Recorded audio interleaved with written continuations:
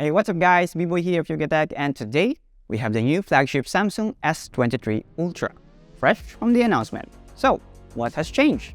Well, from the outside, if I don't know that there is a new Samsung device, I can bluntly just tell you that this is a Galaxy S22 because of the same body, corner to corner, edge to edge, same camera module design at the back, same position of the buttons from left to right, top to bottom.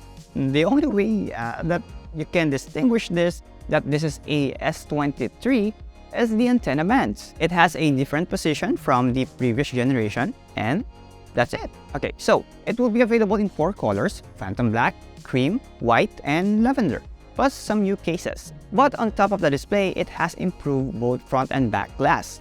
They are now using the next generation Corning Gorilla Glass, but still the display has that curved edge on the side.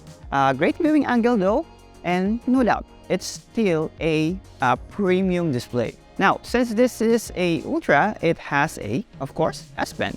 You probably all know that they already dissolved the Note lineup and merged it to the Ultra series, which started, I think, last year for the S22 Ultra. By the way, you can also watch our video from last year if you want to, and to know more about that. Our video of the S23 and S23 Plus also drops at the same time today. So go on and watch it in a bit. I'll just link it down below. Moving on, like the other S23 series, it uses the same recyclable materials, and both front and back is a recycled glass, while the S Pen inner cover and speaker module used an ocean-bound plastic. The same with the S23 and S23 Plus. Now, buttons is made of metal bonding resin. All of these are eco-friendly. Personally, I am not a big fan of huge phones because I usually put my phone in my pocket, so I don't like phone that bulge on my side. But the good thing with the S23 Ultra, it's still compact for its size, and it's very slim. Plus the build, it just feels so solid and premium.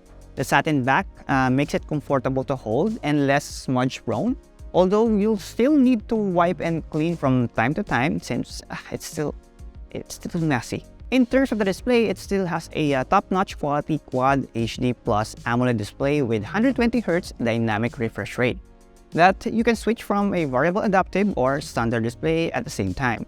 You can also bump it up to the highest resolution if you want to.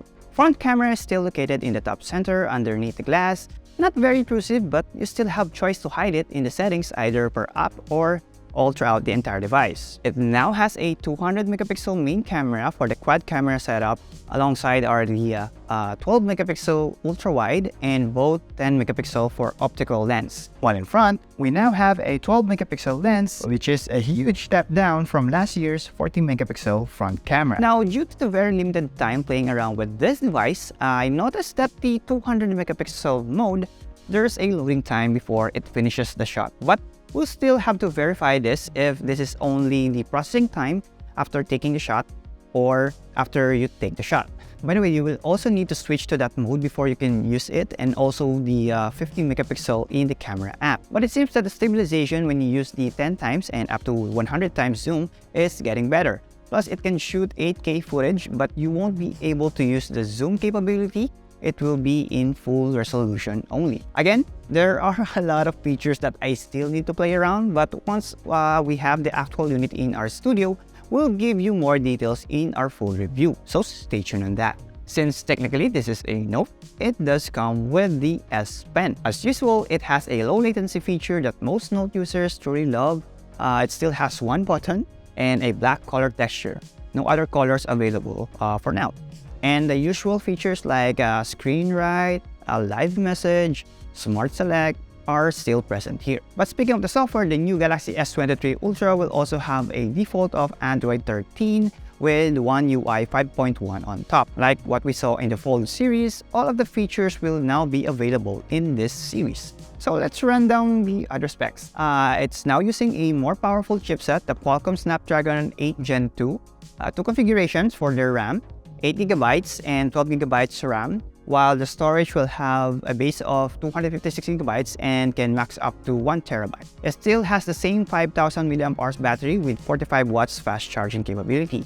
So similar with the S23 and S23 Plus, if you will avail the device during the pre-order period, you can get a free storage upgrade. Well, full details in the description box below. So, are you excited with the new Samsung Galaxy S23 Ultra? What are the things you want to know in the full review? Let us know in the comment section below. So if you like this video, smash that like button and hit that notification bell so you won't miss any of our future uploads. Also, follow us on our social media accounts like TikTok, Twitter, Facebook, and Instagram. And visit yugatech.com for your daily dose of tech news and reviews. And once again, I'm B-Boy. Thanks for watching and see you in our next video.